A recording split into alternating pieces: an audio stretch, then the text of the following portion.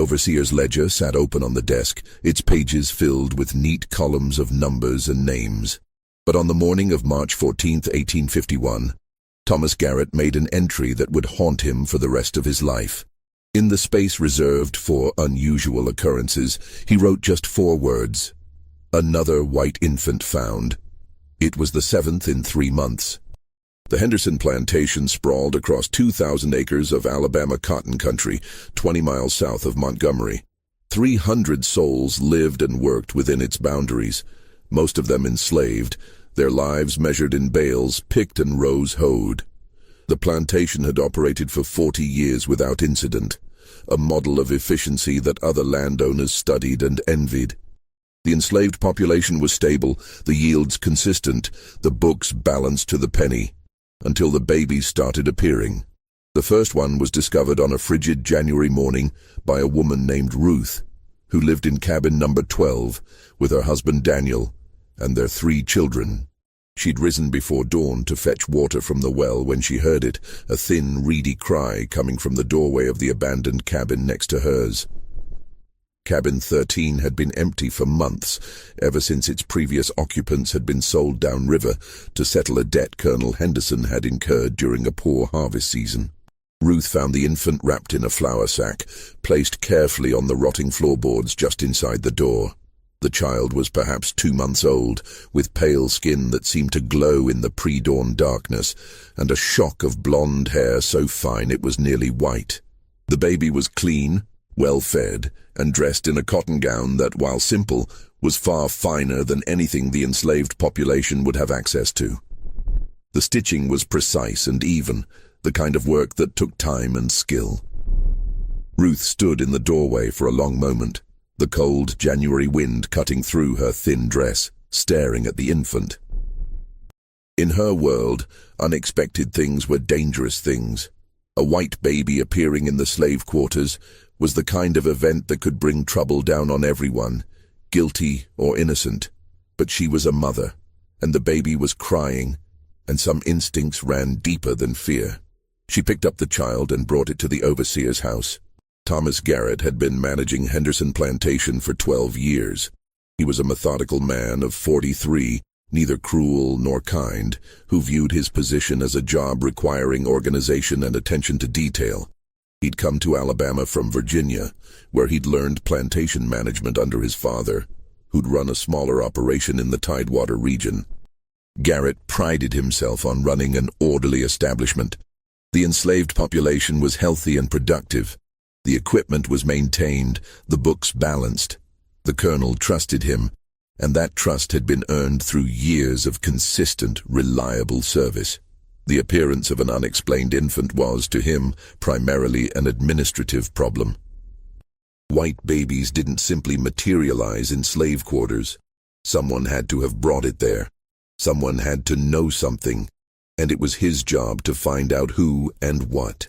He questioned Ruth extensively in his office, a small building adjacent to the main house that served as the nerve center of plantation operations.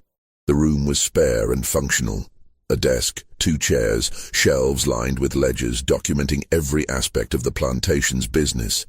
Ruth stood before him, her hands clasped tightly in front of her, her eyes fixed on the floor as she'd been taught. Had she seen anyone near the cabins during the night? No, sir. Had she heard anything unusual? Footsteps, voices, the sound of a horse or wagon? No, sir. Did she recognize the flour sack or the gown the baby was wearing? No, sir. When exactly had she found the child? Just before dawn, sir, when she went to fetch water. Was there anything else unusual about the cabin or the area around it? No, sir. Ruth answered each question with increasing nervousness, aware that in the world she inhabited, being the bearer of strange news could be dangerous. She knew nothing. She'd seen nothing. She'd simply found the child and done what she thought was right. Garrett believed her. He'd been managing enslaved workers long enough to know when someone was lying, and Ruth's fear was genuine and uncomplicated. She was as mystified as he was. Garrett sent word to the main house, where Colonel Marcus Henderson and his wife resided. The colonel was in Montgomery on business, something about a cotton factor's contract that needed renegotiating, but Mrs. Elizabeth Henderson came down to the overseer's office within the hour. She was a tall woman in her 50s, with iron-grey hair pulled back in a severe bun and sharp blue eyes that missed nothing. She'd been born into one of Virginia's old families and had brought both money and connections to her marriage. She was known for running the household with the same efficiency her husband applied to the fields, managing a staff of house servants with firm but fair discipline. She examined the infant with a practiced eye, her long fingers checking the baby's limbs, looking into its mouth, feeling the texture of the gown it wore. Mrs. Henderson had raised 4 children of her own and had overseen the births of countless enslaved infants on the plantation. She knew babies and she knew quality when she saw it. "This child has been well cared for," she said, her voice crisp and certain. "Look at the skin. No rashes, no signs of neglect. The baby's been bathed regularly and fed properly. And this gown, this is quality cotton, and the stitching is excellent. Someone with means has been looking after this baby, someone with access to good cloth and the skill to sew it properly." "But who would leave it here?" Garrett asked. "And why in the slave quarters? If someone wanted to abandon a child, there are orphanages in Montgomery, churches that would take it in. Why bring it all the way out here and leave it in an empty cabin?" Mrs. Henderson had no answer. She wrapped the baby more securely in its cloth and arranged for one of the house servants to prepare a basket with supplies. "I'll take the child to the county orphanage myself," she said. "Mrs. Whitfield will know what to do with it. As for who left it here and why, that's a question for you and my husband to answer, Mr. Garrett. I suggest you begin investigating immediately." The matter, she assumed, was closed. An unfortunate incident, certainly, but not unprecedented. Babies were abandoned all the time for all sorts of reasons. This one would be cared for at the orphanage and eventually placed with a family. Life would go on. But 3 weeks later, it happened again. This time the baby was found in cabin 7, discovered by a man named Joseph when he returned from the fields at dusk. Joseph was a field hand in his 30s, strong and reliable, known for his steady work and quiet demeanor. He'd been married once, but his wife had died in childbirth 5 years earlier, and he'd never remarried. He lived alone in cabin 7, a small structure at the northern end of the quarters. When he pushed open his cabin door that evening, exhausted from a long day of clearing a new field for spring planting, he found a white infant lying on his sleeping pallet. Same circumstances as before. A white baby, perhaps 3 months old, wrapped in clean cloth, placed carefully as if someone had wanted to ensure it would be found immediately. The child was healthy, fed, and calm, its blue eyes staring up at the ceiling with the unfocused gaze of the very young. Joseph stood frozen in his doorway, his mind racing through the implications. A white baby in his cabin. If someone accused him of stealing it, of harming it, of anything at all, he could be killed. The fact that he'd done nothing wrong would mean nothing if the wrong person decided to make an accusation. But he also knew that hiding the baby or trying to move it would look even worse. He had no choice but to report it immediately. He brought the baby to the overseer's house, his hands shaking slightly as he handed the infant to Garrett. Garrett felt the first stirrings of genuine unease. One abandoned baby could be explained as a desperate mother's last resort, a tragedy born of poverty or shame. 2 suggested something more deliberate, more organized. Someone was choosing to leave these babies specifically at Henderson Plantation, specifically in the slave quarters. But why? He questioned Joseph with the same thoroughness he'd applied to Ruth and received the same answers. Nothing seen, nothing heard. The cabin had been empty when Joseph left for the fields at dawn. The baby had been there when he returned at dusk. No one else had been in the cabin. Joseph was certain of that. He kept his few possessions in a specific arrangement, and nothing had been disturbed except for the baby's placement on his pallet. This time, Garrett conducted a more thorough investigation. He walked through the slave quarters that night, checking for signs of unusual activity. He examined the ground around cabin 7 for footprints or wagon tracks. He questioned the other residents of the quarters, asking if anyone had seen strangers on the plantation or noticed anything out of the ordinary. He examined the cloth the baby had been wrapped in, looking for any identifying marks, a laundry mark, a particular weave pattern, anything that might indicate where it had come from. He found nothing. The cloth was good quality but unremarkable. The quarters had been quiet all day, no strangers, no unusual activity. The ground around Cabin 7 showed only the normal traffic of people going about their daily routines. The second infant joined the first at the orphanage, delivered by Mrs. Henderson with a deepening sense of concern. 2 abandoned white babies in 3 weeks, both found in the same location. It was beginning to look less like coincidence and more like a pattern. Colonel Marcus Henderson returned from Montgomery 2 days later and was briefed on the situation by both his wife and his overseer. He was a practical man of 58 who'd built his fortune through careful planning and calculated risk management. He'd inherited a modest plantation from his father and had expanded it through shrewd land purchases and efficient operations. He was respected in Montgomery society, served on the boards of 2 banks, and was frequently consulted by other planters on matters of agricultural technique and labor management. The appearance of unexplained white infants on his property represented both a mystery and a potential scandal. If word spread that babies were being abandoned at Henderson Plantation, it could damage his reputation and, more importantly, his business relationships. People might start asking questions. They might start wondering if there was something about his plantation that attracted such activity. They might begin to speculate about what was happening in his slave quarters that would make someone choose his property for such purposes. "Double the night watch," he ordered Garrett. "I want men patrolling the quarters every hour after dark. Post them at both ends of the quarters and have them walk the full length every hour. Whoever is doing this will be caught. They have to approach from somewhere, the road, the fields, the woods. Someone will see them." But the night watch found nothing. The patrols saw nothing. 2 men walked the quarters every hour from dusk until dawn, and they reported no unusual activity. The quarters remained quiet, the routines undisturbed. The enslaved population went to bed at their usual times and rose at their usual times. No one came or went who shouldn't have. And yet, 3 weeks after the second baby appeared, there was a third. This one was found in Cabin 19, in the southern section of the quarters farthest from the main house. A woman named Hannah discovered it when she woke to feed her own infant in the middle of the night. Hannah was 24, the mother of 3 children, married to a man named Samuel who worked as a carpenter on the plantation. She was known as a light sleeper, made more so by years of waking to tend to babies in the night. She'd heard no footsteps, no doors opening, no sounds of any kind.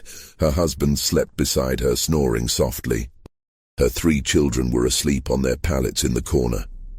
But there, in the other corner of the cabin where there had been nothing before, was another white baby, wrapped in the same type of clean cloth, wearing the same type of simple but well-made gown.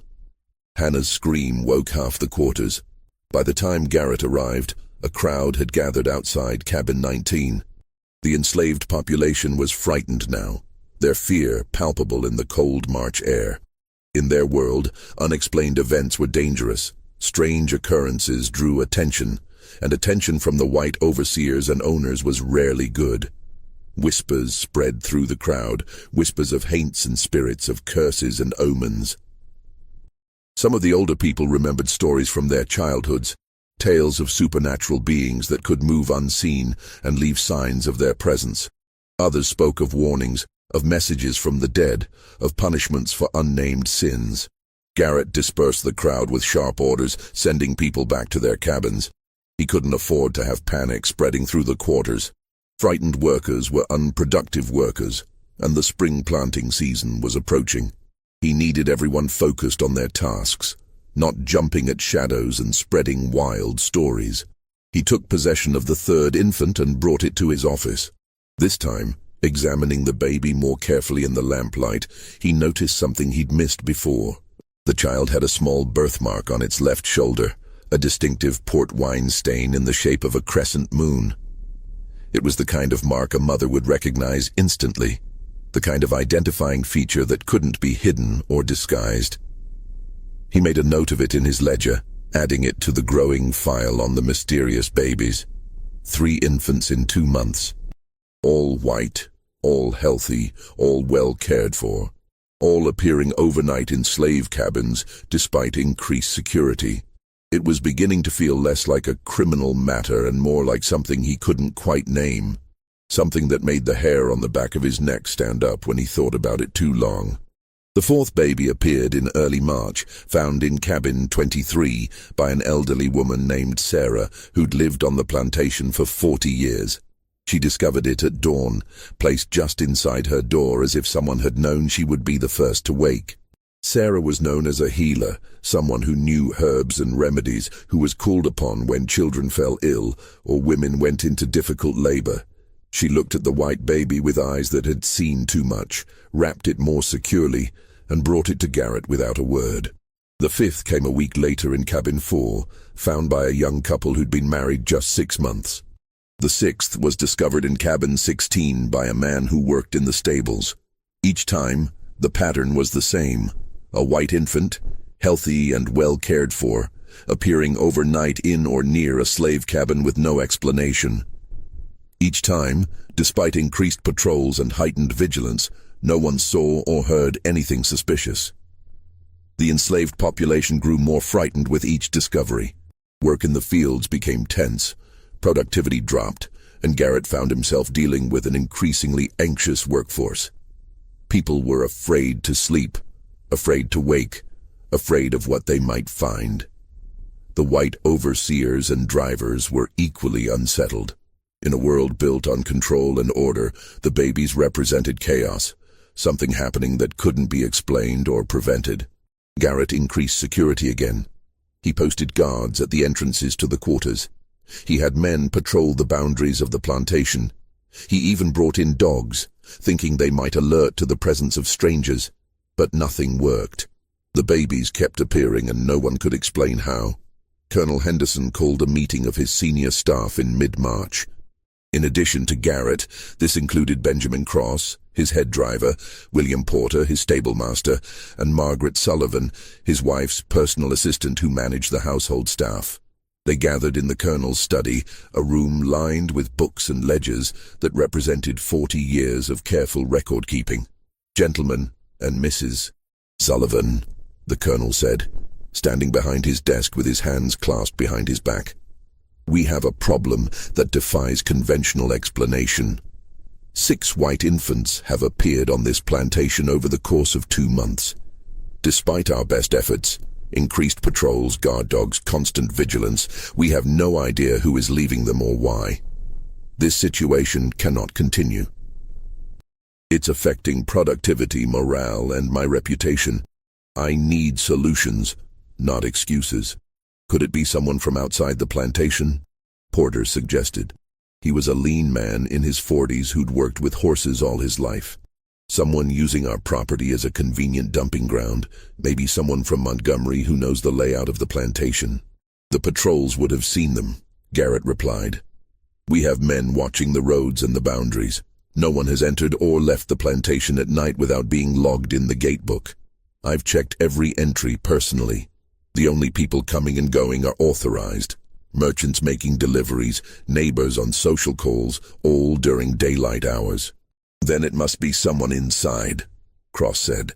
He was a hard man, the head driver, responsible for managing the field workers.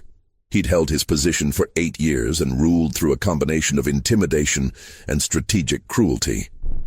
Someone who knows the routines and can move without being noticed. Someone who has access to the quarters. "But who?" Mrs. Sullivan asked. She was a woman in her late 30s, educated and sharp, who'd been with the Henderson family for 15 years. "And more importantly, where are these babies coming from? 6 infants don't simply appear from nowhere. Someone is giving birth to these children, and someone is caring for them before they're abandoned. That requires resources, food, cloth, time, privacy. Where is all of this happening?" It was a question no one could answer. The implications were staggering. If someone on the plantation was hiding multiple babies, they would need a secure location, supplies, and help. It couldn't be done alone. But if multiple people were involved, how had they kept it secret? How had no one noticed? There's another possibility, Mrs. Sullivan said quietly. What if the babies aren't being hidden on the plantation? What if they're being brought here from somewhere else? Somewhere close enough that the person can make the trip in a few hours, but far enough away that we wouldn't think to look there. You mean Montgomery? The colonel asked. Or one of the neighboring plantations? Or a house in the countryside? Somewhere within a few hours' ride? The colonel considered this. That would require someone with access to transportation, a horse or wagon. Someone who could leave their location at night and return before dawn without being missed. Or someone who has a legitimate reason to travel, Garrett added. A merchant, a doctor, a minister. Someone whose comings and goings wouldn't be questioned. The meeting continued for another hour, but produced no concrete answers. The colonel made a decision. We'll conduct a census. Every person on this plantation will be accounted for and examined. If there are women who've recently given birth, we'll know about it. If there are supplies being diverted, we'll find them. If there are hidden spaces where babies could be kept, we'll discover them. This mystery will be solved. The census began the next day. It was a massive undertaking, 300 people to be documented, questioned, and in the case of women of childbearing age, physically examined by Mrs. Henderson and Dr. Robert Chambers, the plantation's physician. Dr. Chambers was a man in his 60s who'd been treating the Henderson family and their enslaved population for 20 years. He was thorough and professional, but the examinations were deeply invasive and humiliating for the women subjected to them. The process took nearly 2 weeks and was deeply unpopular. The enslaved population resented the intrusion, the questions, the physical examinations. The fear that had been building since the first baby appeared now mixed with anger and resentment. Garrett could feel the tension in the quarters, could see it in the way people avoided eye contact and spoke in whispers when the overseers passed. The results of the census were baffling. Every woman who'd given birth in the past year was accounted for, and their children matched the expected descriptions. There were no hidden pregnancies, no unexplained absences that would suggest a woman had given birth in secret. The supplies were all accounted for. The cloth, the thread, the food stores. Nothing was missing that couldn't be explained by normal usage. The cabins were searched, the outbuildings examined. Even the woods around the plantation were combed for signs of hidden structures or caches of supplies. Nothing. They found absolutely nothing. And yet, on the night the census was completed, an 8th baby appeared. This one was found in cabin 9, discovered by a young woman named Clara, who'd been living alone since her mother's death the previous fall. Clara was 17, quiet and withdrawn, known for keeping to herself. She worked in the main house as a laundry maid, one of the few enslaved people who had regular access to the household's inner workings. She was small and thin, with large, dark eyes that seemed to see more than she should.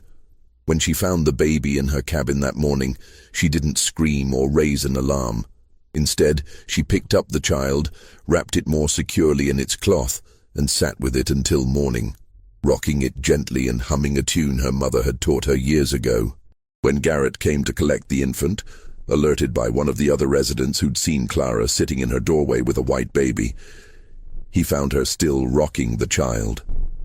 There was something in her expression that made him pause, something that went beyond the fear and confusion he'd seen in the others who'd found babies. This was different. This was a deep, profound sadness, as if Clara understood something the rest of them didn't. "Did you see who left this child?"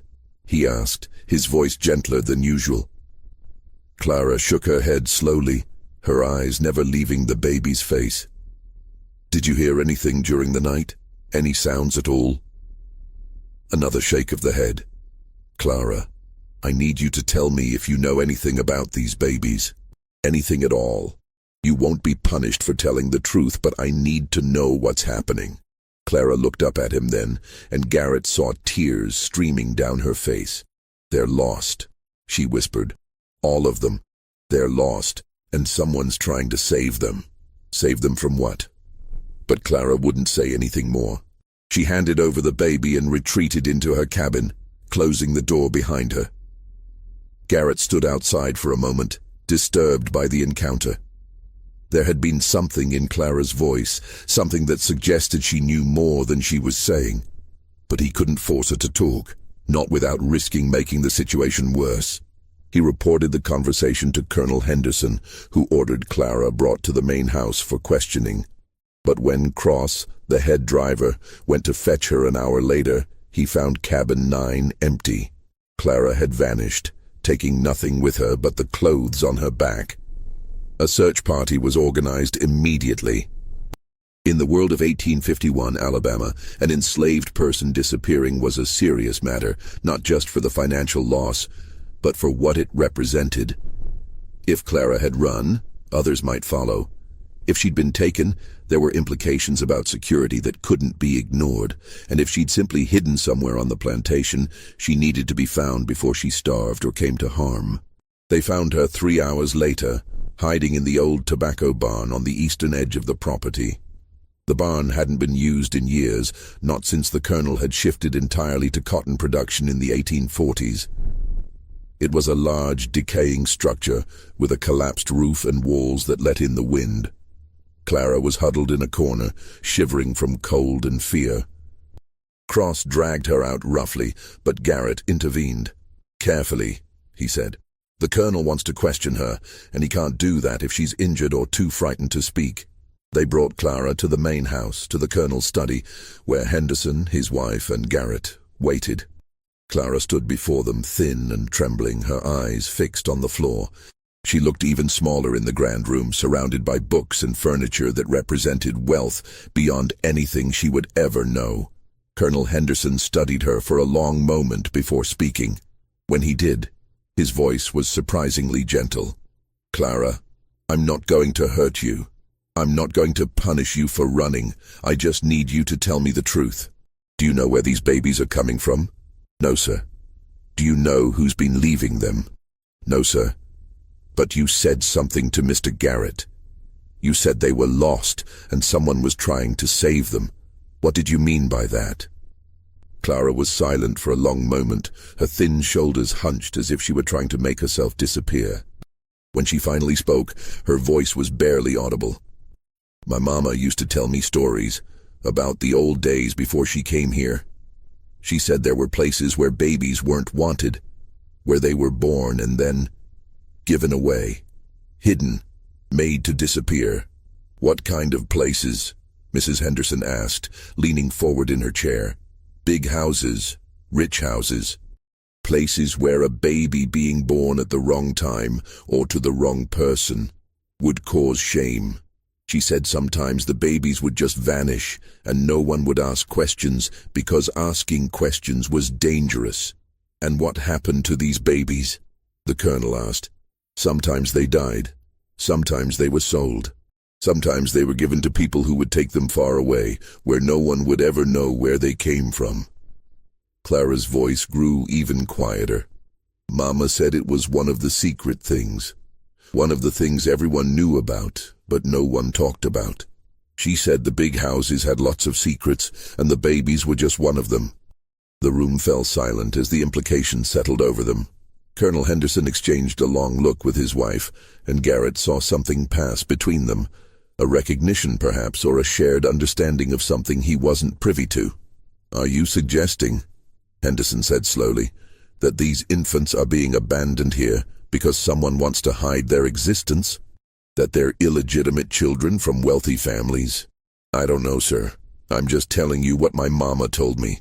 That sometimes, when people have secrets they can't keep, they find places to hide them. Places where no one will ask questions. Places where the babies might be found and cared for, but where the scandal would be contained." It was a theory that made a terrible kind of sense.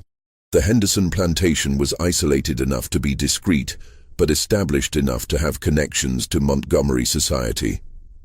The colonel and his wife attended social functions, did business with the city's prominent families, moved in circles where reputation was everything. If someone in that world needed to dispose of an inconvenient infant, the product of an affair perhaps, or a pregnancy that would ruin a reputation, the plantation's slave quarters would be an ideal location. The babies would be found and cared for, but the scandal would be contained. The white families of Montgomery would never need to know that their peers had produced illegitimate children. But it was just a theory. There was no proof, no evidence beyond the babies themselves and Clara's second-hand stories from a mother who was now dead. Colonel Henderson sent Clara back to the quarters with a warning to keep her speculations to herself and to never run again. Then he sat in silence for a long time, staring at the ledgers on his desk. Finally, he looked at Garrett. "I'm going to Montgomery," he said. "I'm going to speak with Sheriff Crane. This has gone beyond a plantation matter. If what Clara suggests is true, if someone in Montgomery society is using my property for such purposes, then the law needs to be involved." He left that afternoon, riding hard for the city. Garrett watched him go, then returned to his office and made another entry in his ledger. 8 babies in 10 weeks, and still no answers. But that night, something changed. The 9th baby appeared, but this time, there was a witness. A young man named Marcus, who worked as a stable hand, had been unable to sleep. He'd been feeling ill all day, a stomach ailment that kept him awake and uncomfortable. Around midnight, he'd left his cabin to relieve himself in the woods behind the quarters. As he was returning, he saw something that made him freeze in his tracks. A figure was moving through the quarters, carrying something wrapped in cloth. The figure was dressed in dark clothing and moved with purpose, heading toward cabin 12, the same cabin where the first baby had been found months earlier. Marcus watched as the figure approached the cabin, paused at the door, and then placed the bundle inside. Then the figure turned and walked quickly back the way it had come, heading not toward the road or the woods, but toward the main house. Marcus waited until the figure was out of sight, then ran to cabin 12. Inside, he found the 9th baby, wrapped in the now familiar clean cloth. He immediately went to wake Garrett. By the time Garrett arrived, Marcus was agitated and frightened, speaking quickly and stumbling over his words. But his story was clear. He'd seen someone leave the baby, someone who'd come from the direction of the main house and returned there after placing the infant. Garrett felt his blood run cold. The main house. Not an outsider. Not someone from Montgomery. Someone who lived on the plantation. Someone with access to the main house. Someone who could move through the quarters without raising suspicion because they belonged there. He questioned Marcus extensively, trying to get more details. Had Marcus seen the person's face? No, it was too dark and they'd been wearing a hood or bonnet. Could he tell if it was a man or woman? He thought it was a woman, based on the way she moved, but he couldn't be certain. How tall was the person? Average height, not particularly tall or short. Was there anything distinctive about their clothing or the way they walked? Nothing he could identify. It wasn't much, but it was more than they'd had before. Garrett made Marcus swear to keep quiet about what he'd seen, then took the baby and sat in his office, thinking. Someone from the main house. That narrowed the possibilities considerably. The main house staff consisted of about 15 people. House servants, cooks, personal attendants. All of them enslaved except for Mrs. Henderson and Mrs. Sullivan. Could it be one of the house servants? But they were all accounted for, all watched closely by Mrs. Henderson and Mrs. Sullivan. Their movements were tracked, their duties supervised. It would be nearly impossible for one of them to hide a pregnancy, give birth and care for multiple babies without being noticed. Unless they weren't hiding the babies on the plantation at all. Unless they were being brought from somewhere else, as Mrs. Sullivan had suggested. But that would require transportation, access to a horse or wagon, the ability to leave and return without being noticed. Garrett sat in his office until dawn, turning the problem over in his mind. Then he made a decision. He would watch the main house. Not obviously, not in a way that would alert whoever was responsible. But he would pay attention to comings and goings, to who had access to transportation, to who might have the opportunity to travel to Montgomery or elsewhere without raising suspicion. When Colonel Henderson returned from Montgomery 2 days later, Garrett briefed him on Marcus's sighting. The colonel listened in silence, his face growing more troubled with each detail. "Did you speak with the sheriff?" Garrett asked. "I did." The colonel's voice was heavy. He was less than helpful. He suggested that pursuing this matter too aggressively might cause problems. He implied that there were people in Montgomery who would not appreciate questions being asked about illegitimate children and abandoned babies. He refused to investigate. He said he would make discreet inquiries, but he made it clear that he expected those inquiries to lead nowhere. He said some mysteries are better left unsolved for everyone's sake. Garrett felt a chill run down his spine. "Sir, are you saying the sheriff knows something about this? That he's protecting someone?" "I'm saying that Sheriff Crane is a political animal who's held his position for 15 years by knowing when to look the other way. And he's made it clear that this is one of those times. But the babies are being cared for at the orphanage. They're safe. They'll be adopted by good families. As far as the sheriff is concerned, no crime has been committed. Abandoning a child isn't illegal. If the child is left somewhere, it will be found and cared for. So we just let this continue." Colonel Henderson was quiet for a long moment. "I'm going to tell you something in confidence, Mr. Garrett. Something that doesn't leave this room. The sheriff suggested to me that if I were to discover who was leaving these babies, the best course of action would be to quietly make it stop. Not to prosecute, not to make a scandal, but simply to ensure it doesn't happen again. He said that would be in everyone's best interest. Mine, the plantations, and Montgomery societies. He's asking you to cover it up. He's asking me to be practical. And perhaps he's right. Perhaps the best thing for everyone is to solve this quietly and move on." But Garrett couldn't let it go. That night he began his surveillance of the main house. He positioned himself in the trees behind the building, where he could see the back entrance and the path that led to the quarters. He watched for 3 nights and saw nothing unusual. The house servants came and went on their normal schedules. Mrs. Henderson and Mrs. Sullivan moved about their duties. Everything appeared routine. On the 4th night, he saw something that made his breath catch. Around 11 o'clock, a figure emerged from the back door of the main house. It was a woman, dressed in a dark cloak, carrying a bundle. She moved quickly and quietly down the path toward the quarters. Garrett followed at a distance, staying in the shadows. The woman went to cabin 7, Joseph's cabin, where the second baby had been found. She placed the bundle inside, paused for a moment as if listening, then turned and walked quickly back toward the main house. Garrett got a better look at her as she passed through a patch of moonlight. It was Mrs. Sullivan. Garrett stood frozen, his mind reeling. Mrs. Sullivan, the colonel's wife's personal assistant, a woman who'd been with the family for 15 years, who was trusted implicitly, who had access to everything in the household. She was the one leaving the babies. But why? And where were the babies coming from? Garrett waited until Mrs. Sullivan had returned to the main house, then went to cabin 7. Inside, he found the 10th baby, wrapped in the familiar clean cloth. He picked up the infant and brought it to his office, his mind racing. He had to tell the colonel. But what would happen then? Mrs. Sullivan would be questioned, possibly arrested. The scandal would be enormous. And if the sheriff was right, if these babies were connected to prominent Montgomery families, the fallout could destroy the colonel's reputation and business. Garrett sat in his office holding the baby, trying to decide what to do. Finally, as dawn broke, he made his decision. He would confront Mrs. Sullivan first, privately. He would find out the truth before involving the colonel. Perhaps there was an explanation, a reason that would make sense of all this. He waited until mid-morning, when he knew Mrs. Henderson would be occupied with household matters, and the colonel would be in the fields. Then he went to the main house and asked to speak with Mrs. Sullivan privately.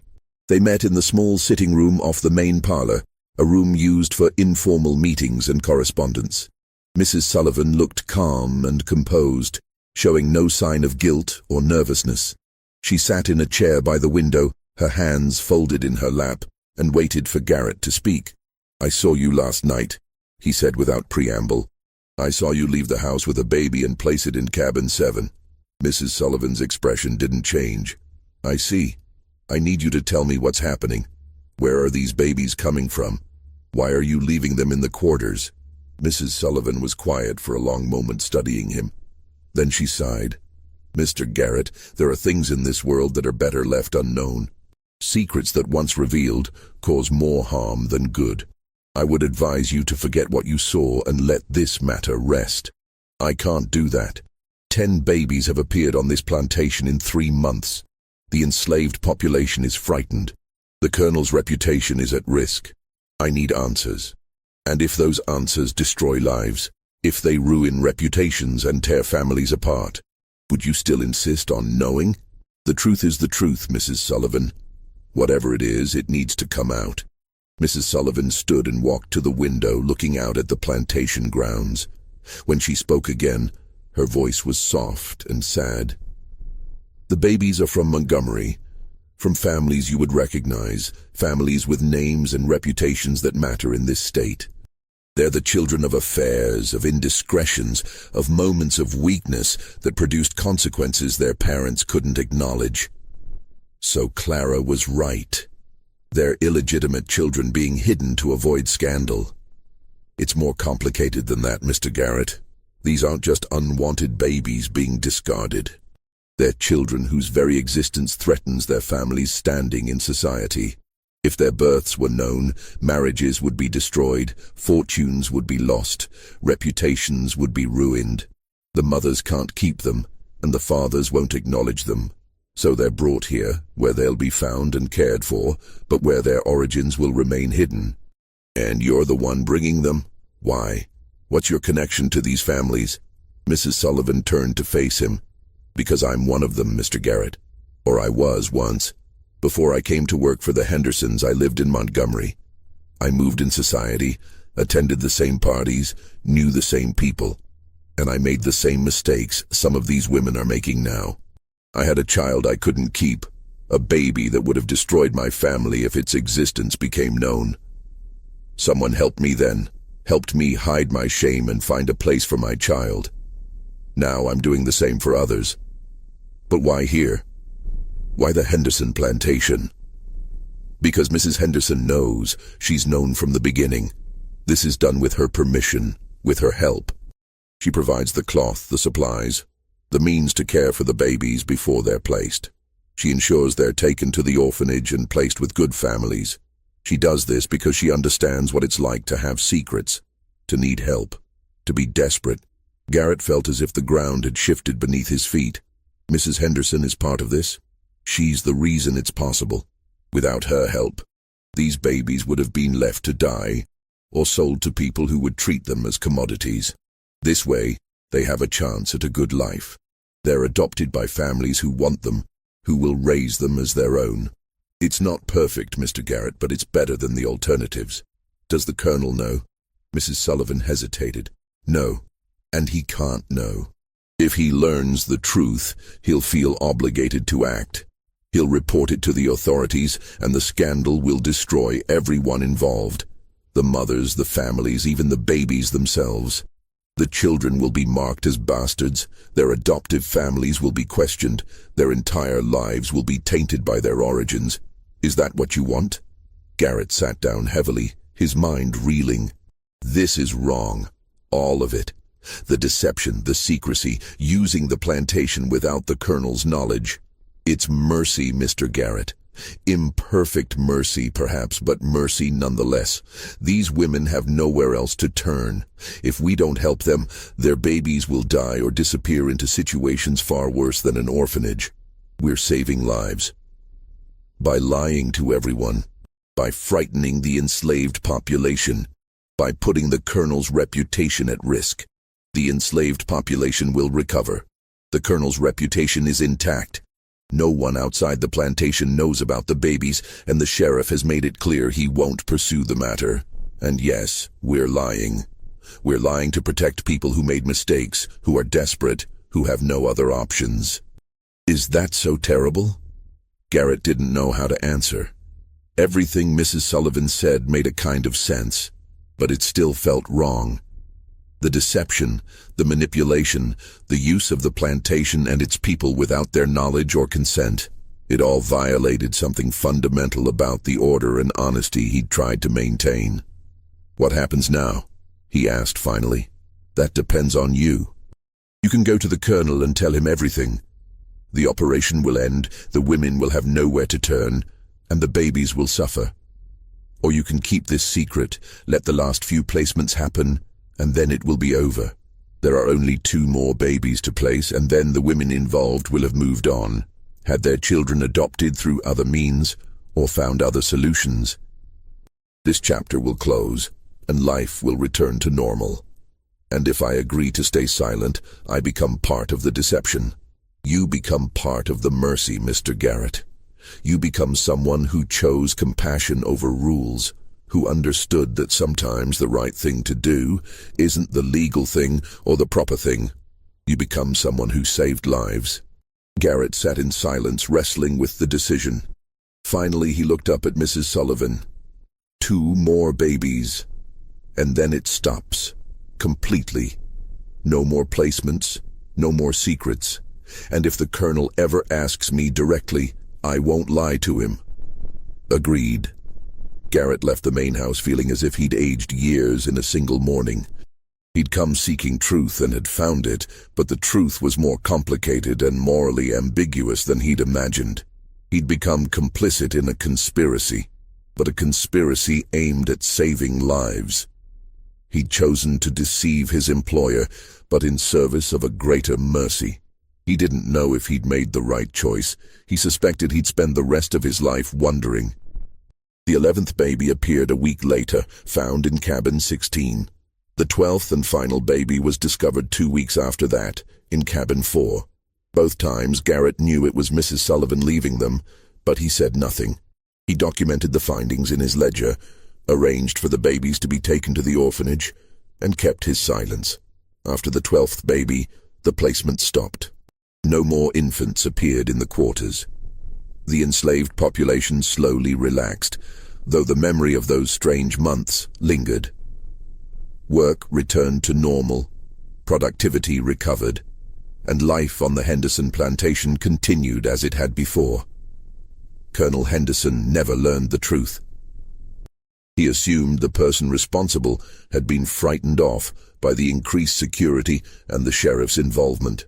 He was satisfied that the problem had resolved itself and saw no reason to pursue it further.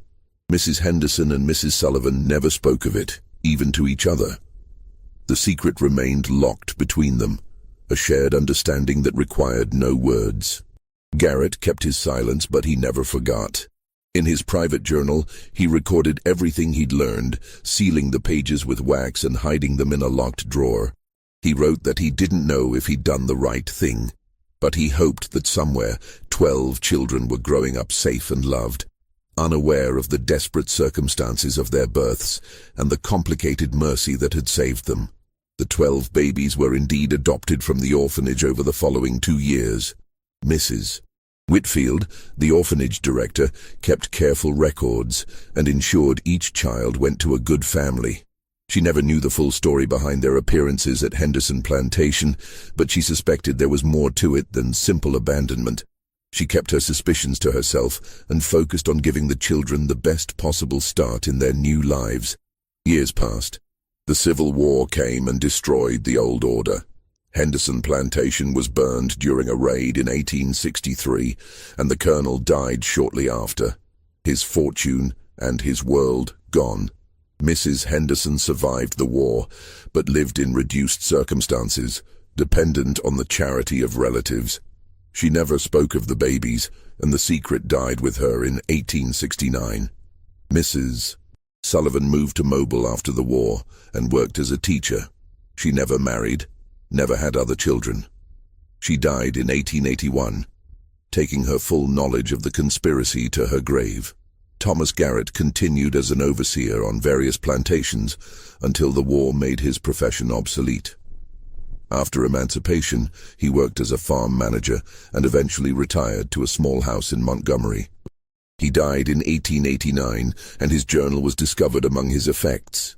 His children read it with shock and confusion, unable to reconcile the story it told with the father they'd known. They debated what to do with it, and finally decided to burn it, believing some secrets were too dangerous to preserve. But before they burned it, one of Garrett's daughters made a copy of the key pages, hiding them in her own diary. That diary survived and was eventually donated to a historical society in the 1940s.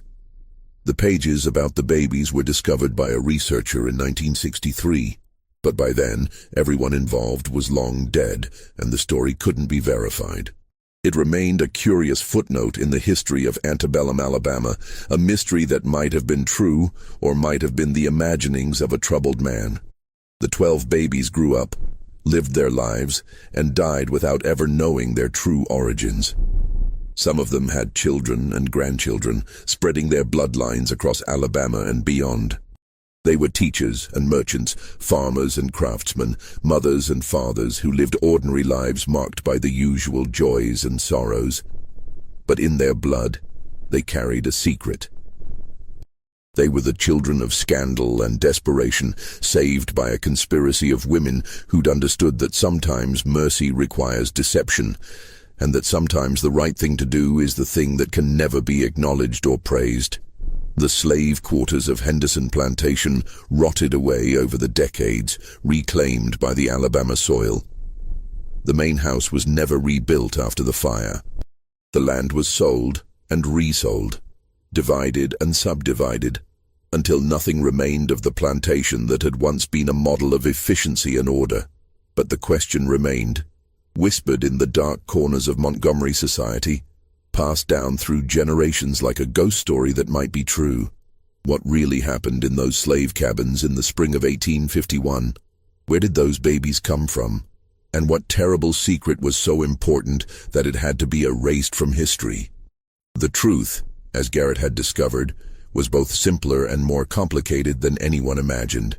It was a story of desperate women and impossible choices, of secrets that couldn't be kept and children who couldn't be acknowledged.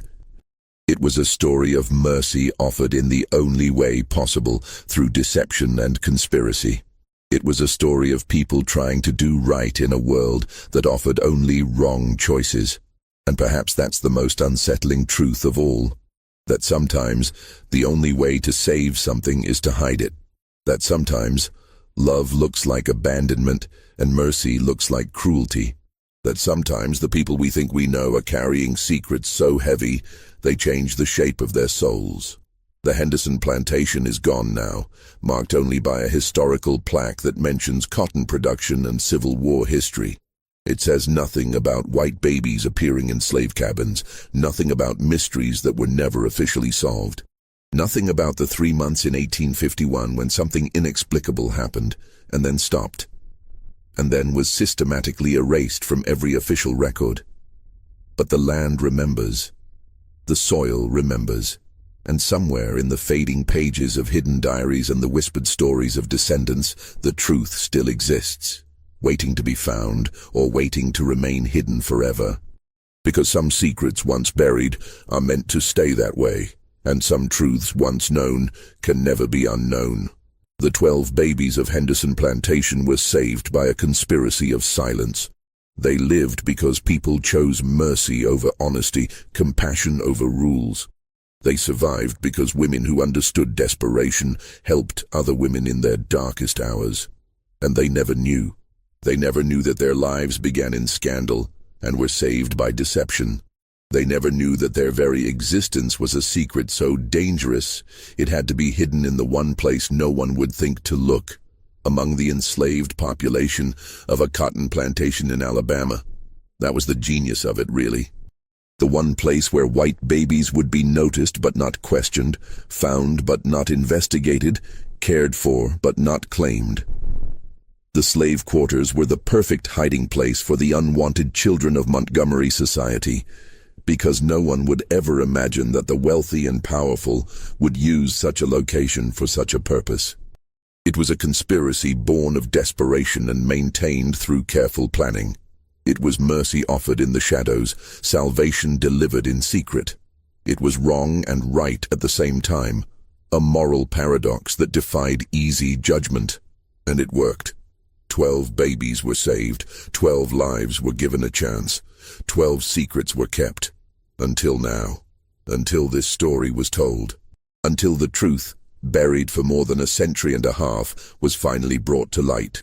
But even now, even with the story told, questions remain. Were there other plantations used for similar purposes? Were there other conspiracies of mercy operating in the shadows of antebellum society? How many other secrets are buried in the soil of the South, waiting to be discovered or waiting to remain hidden forever? We'll never know. The people who could answer those questions are long dead, their secrets taken to graves that have themselves crumbled into dust. All we have are fragments, a journal entry here, a diary page there, an orphanage record that raises more questions than it answers. And perhaps that's how it should be. Perhaps some stories are meant to remain incomplete. Some mysteries are meant to stay unsolved. Perhaps the truth is too complicated, too morally ambiguous, too human to be reduced to simple facts and clear judgments. The babies of Henderson Plantation were real. The conspiracy that saved them was real. The desperate women and the compassionate conspirators were real. The fear and the secrecy and the moral compromises were all real. And somewhere in Alabama, there are people walking around with this story in their blood, descendants of those 12 babies carrying a mystery they don't even know exists. That's the legacy of Henderson Plantation. Not the cotton it produced or the wealth it generated, but the lives it saved and the secrets it kept. Lives that mattered, secrets that shaped the future in ways no one could have predicted. And that, perhaps, is the most shocking truth of all. Not that white babies appeared in slave cabins, but that they were placed there deliberately, as part of a conspiracy of mercy that saved lives while hiding the truth. Not that a mystery existed, but that it was solved, and then deliberately buried again. Because the truth was too dangerous to acknowledge, that's what they finally found. Not a simple answer, but a complicated truth. Not a clear villain, but a tangle of desperate people making impossible choices. Not a scandal to be exposed, but a mercy to be protected. And in the end, the secret was kept, the babies were saved, and life went on, carrying the weight of hidden truths and unspoken mercies into a future that would never fully understand what had happened in those slave cabins in the spring of 1851.